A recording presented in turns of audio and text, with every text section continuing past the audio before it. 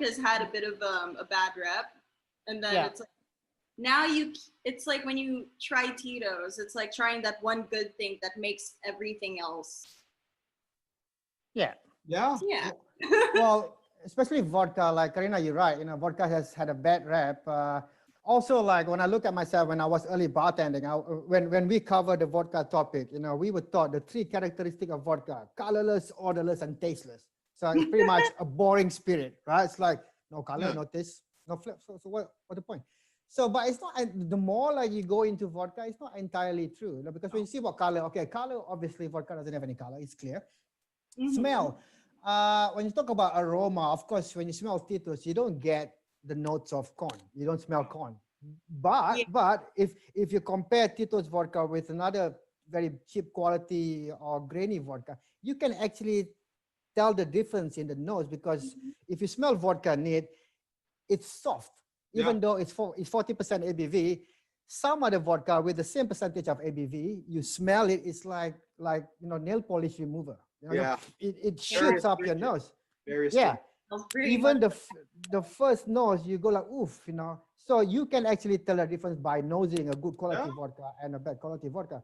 And taste is another thing now, because you know we were taught like, well, the definition of vodka is no distinctive taste. Well, here's the thing: no distinctive taste doesn't mean no taste. like gin. Gin has a distinctive taste because you get all the botanicals, the juniper, the spices. You can tell gin apart from vodka and otherwise spirits. So no distinctive taste in vodka, like I said, doesn't mean there's no flavor. But again, when I say flavor, I'm talking about character. So with all this new age of vodka, people are making vodka out of anything, from grapes, from milk, from tomato, anything that contains sugar and starch, you name it, they'll make it. So it depends on what raw ingredients you use and how you produce your vodka can actually impart character notes. Like for example, Tito's, we are made from 100% corn. So when you sip Tito's, you get that the first hit is that slight natural sweetness from the corn. And we don't add anything. We don't add glycerin, sugar, F-150, no additional flavorings added to enhance the flavor, all from the corn. So you get that nice sweet palate from the side of your tongue, followed by a nice creamy, slightly buttery and oily texture that coats your mouth. And then the finish is very warm, slightly spicy, white pepper-ish kind of like, finish.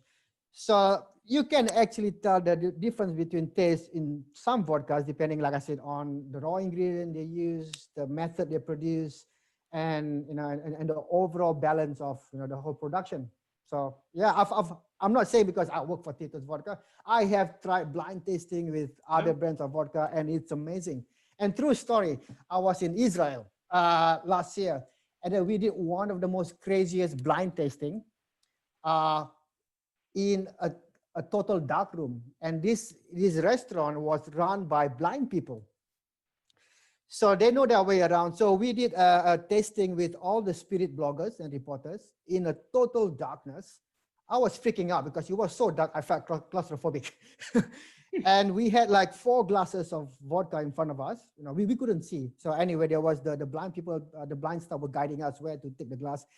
And Tito's Vodka was one of them out of all the other competitor brands. It's amazing when you try something really like total of darkness, your other senses just boost up, So even though that was my first time, and then we did a tasting with all different vodkas, total blind, just relying on our taste buds. And from those panel of bloggers, 95% chose Tito's just from blind tasting, like literally blind tasting. Wow. So it's amazing what taste can just blow out the product. It's quite incredible.